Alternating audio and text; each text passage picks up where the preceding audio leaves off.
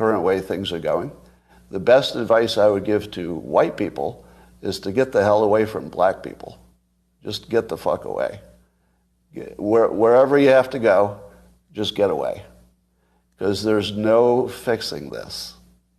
This can't be fixed. Right? This can't be fixed. You just have to escape. So that's what I did. I went to a neighborhood where, I have a very low black population. Because unfortunately, there's a high correlation between the density.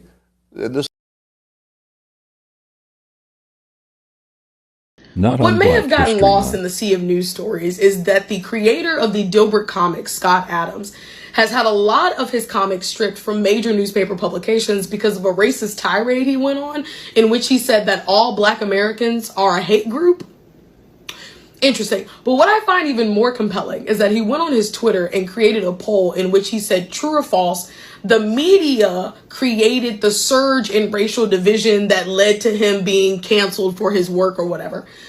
What I find incredibly funny is that by saying the media created the surge in racial division is basically saying that Christopher Columbus discovered America, which he didn't. How can you discover something that already existed, had people in it, and already had systems in place? Racial division in this country is as true and as blue as the Constitution. In fact, in the Constitution, it literally said that black people were 3/5 of human beings. They didn't even count indigenous people as people and then had the audacity to start the preamble with "we the people." Ain't that some bullshit? So what I find just incredibly funny all the time is that white people feel like the media is the one that is creating this racial circus, that is creating this racial divide, as if this racial divide has not been around since, I don't know, the dawn of time.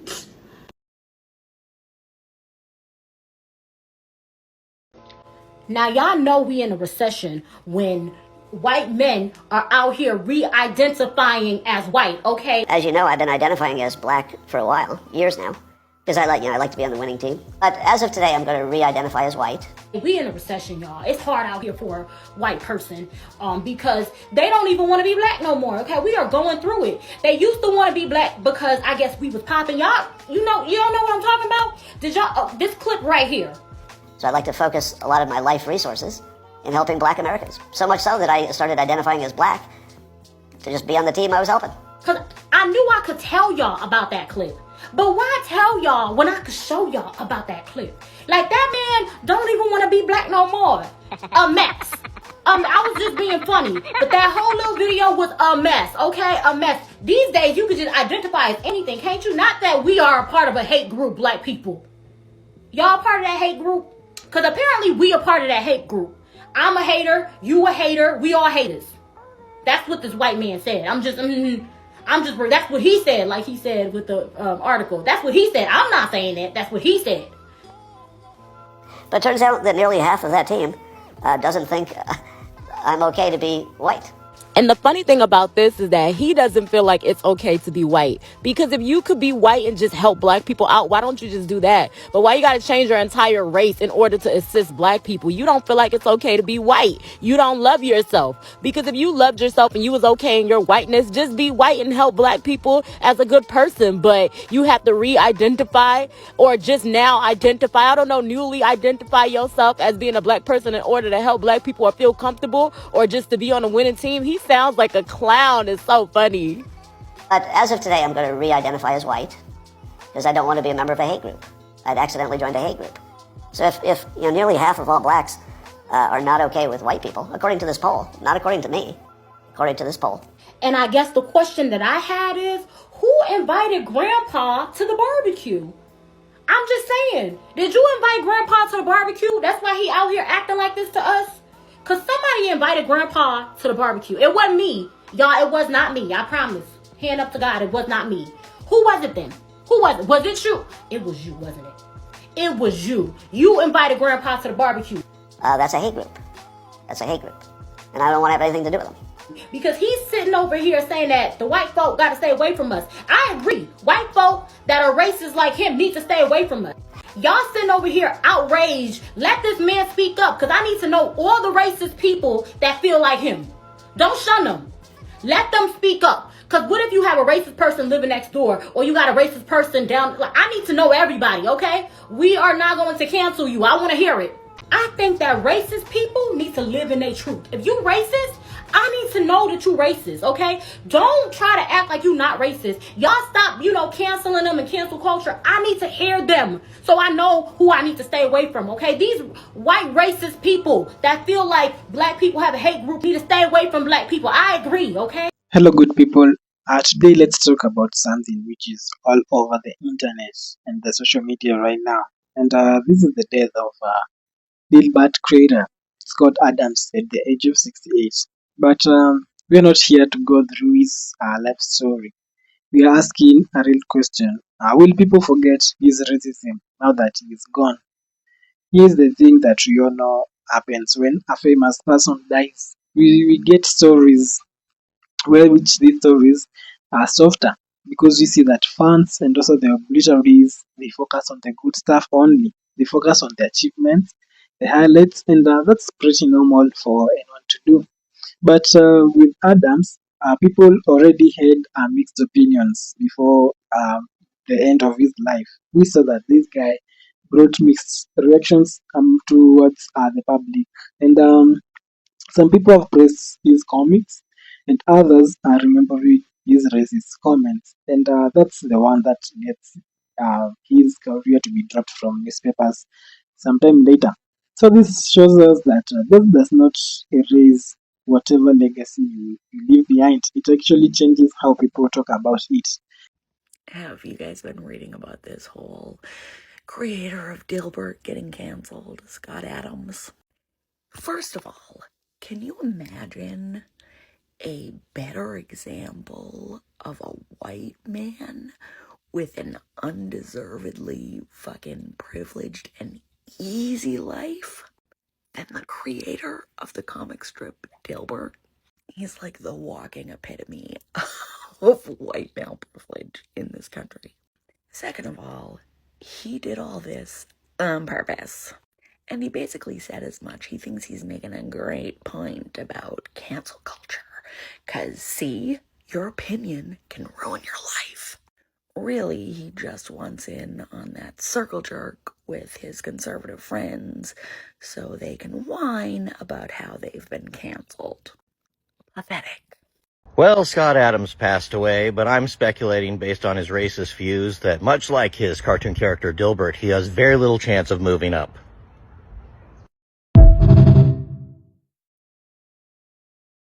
This cartoonist for making racist remarks. His name is Scott Adams, and he created Dilbert, a long-running comic strip that makes fun of workplace culture. During his YouTube show, the cartoonist described black people as members of a hate group that white people should get away from. Dilbert's distributor, Andrews McMeel Universal, dropped the comic, announcing on Sunday that the company supports free speech, but Adams' comments were not compatible with its core values. By the time of the announcement, Dilbert had already been dropped by dozens of papers, including the New York Times and the Washington After the news broke that this guy has passed, we have seen that there are two groups which are showing up.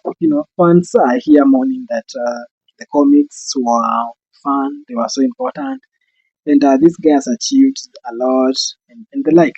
But there is another group which was segregated, which was discriminated, and which was seen to be less of human beings.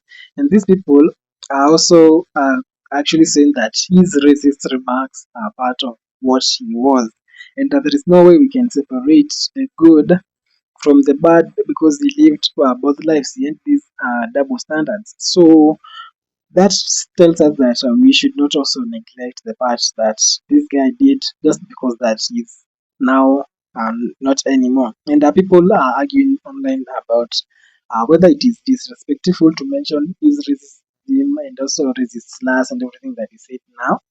And that actually shows us that that is still part of his story. So is it actually disrespectful to point out that this guy was a racist and he was not even sorry about it? Is it now disrespectful to say that the moment he has passed away? Well, I will leave that to you to decide, and you can also tell us what you think in the comment section. And Adam's comments were not actually one-time mistake because he said them over and over again, and they were not actually that's a one-time mistake because they got his work, his comic to actually be pulled down from newspapers back in 2023. Now, this was not some sort of minor blog post, it had real consequences. So, well, that shows us how he has actually been towards the end of his life. And that is so saddening that even his career came to an end. This right-wing personality found out the hard way. Scott Adams, once a beloved cartoonist, saw his career go up in smoke after publicly advising white people to get the hell away from black people, as well as other racist remarks. As a result, newspapers and distributors swiftly dropped Adams and his Dilbert comic. Then in May of 2025, he was diagnosed with metastatic prostate cancer. In October, when reflecting on his downfall, he said on his podcast, "Because I was supporting Trump, I eventually threw away my entire career. I sacrificed everything. I may have sacrificed my health, and I did that because I believed it was worth it." Supporting Trump really just seems to kickstart a ticking clock on something bad happening to his own supporters, doesn't it? Scott spent his final months defending policies that cut cancer funding and promoted untrustworthy treatments like ivermectin.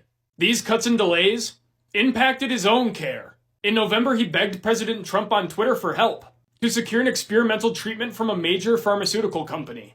But of course, that experimental treatment is way different than the COVID vaccine he was severely against. On Twitter, JD Vance called him a true American original and one of the good ones. And if I'm going to be truthful, I'd call him one of the best ones at supporting policies that hurt others and ultimately, even themselves. R.I.P. Scott Adams. And I mean the P part of that, exactly how Melania Trump pronounces it. May you and Charlie Kirk now enjoy the greatest conversations in heaven together. Amen. Because they're definitely in heaven together, right, Fafo? Don't be mad at me, conservatives. He's the one that said it. Due to this kind of resident things that he decided to do, and now those are the consequences which he has faced. So now, when someone's downfall is actually tied to racism behavior, now that gets to stick in people's minds, especially those who have been affected directly, and you can't erase that now. And we all know that death cannot even erase it either. So, how was actually his story so sent? Because we all know that the social media outlets will go ahead and actually soften the headlines. Now, they'll see that the legendary cartoonist, the influential creator, that kind of a thing. This guy is dead, but they've not point out the fact that he was a racist. He hated the blacks. He did not even like the whites to associate with blacks. But if you skip over, that's why this career actually ended, and people will go ahead and call out, because even you have seen from the sources that you have seen people saying that this guy was a racist, and they are pointing it out.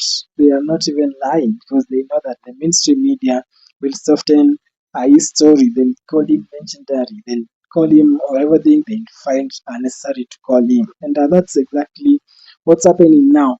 This cartoonist for making racist remarks. His name is Scott Adams, and he created Dilbert, a long-running comic strip that makes fun of workplace culture. During his YouTube show, the cartoonist described black people as members of a hate group that white people should get away from. Dilbert's distributor, Andrews McMeel Universal, dropped the comic, announcing on Sunday that the company supports free speech, but Adams' comments were not compatible with its core values. By the time of the announcement, Dilbert had already been dropped by dozens of papers, including the New York Times and the So legendary political commentator and Dilbert creator Scott Adams died today, and People.com referred to him after he died as disgraced Dilbert creator. I normally don't do this on this channel, but the man just died, and they're using this hurtful language towards Scott Adams just because he had a different political view than them. First Charlie Kirk, and now Scott Adams. How can we heal as a country if the mainstream media keeps on lying to us? Mainstream coverage and also comes to mention all this kind of controversy, and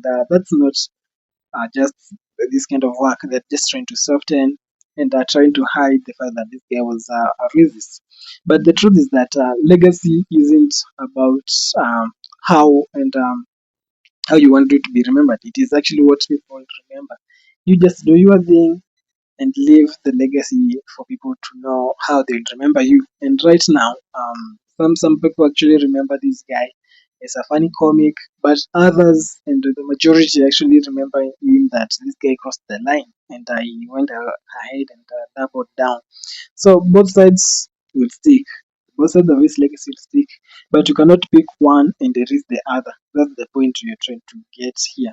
So trying to see that we just focus on his legendary comic style and everything, and the empire he managed to build, and we forget the fact that this guy was a racist, then that's not fair.